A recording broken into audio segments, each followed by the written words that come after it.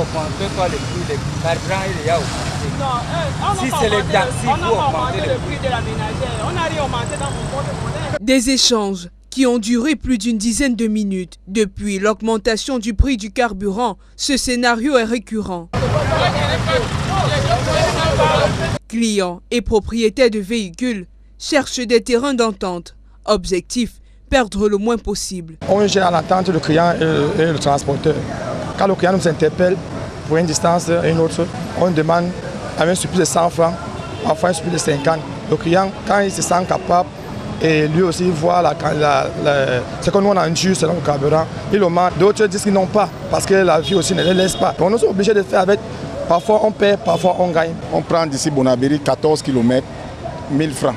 Maintenant quand quelqu'un sort, vous lui dites 1200 ou 1300, il te dit carrément qu'il préfère marcher à pied. La marche à pied, désormais une solution pour les usagers.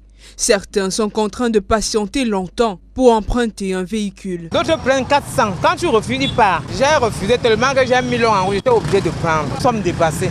Avec les temps qui sont durs, on n'arrive même pas à s'en sortir. Pour les automobilistes, l'augmentation des tarifs de transport est loin d'être suffisant pour résoudre la crise actuelle. C'est vrai, on est à 350, mais ça ne comble pas vraiment le carburant, parce que c'est vraiment coûteux le carburant, 840 francs, on ne s'en sort toujours pas. L'augmentation du prix, ce n'est pas une solution. Ça n'arrange pas le citoyen camerounais. Le citoyen lambda comme nous, peut-être à d'autres niveaux on ne ressent pas, mais nous, au bas peuple là, c'est très grave. On aurait pu toucher plutôt le carburant, parce que cette histoire de hausse de carburant, vraiment de Dieu, c'est en train de plonger tout le monde dans le gouffre. Pourquoi pas baisser certaines taxes? Moi aujourd'hui on se retrouve avec les taxes qui sont élevées, le carburant qui est élevé, on ne peut pas s'en sortir.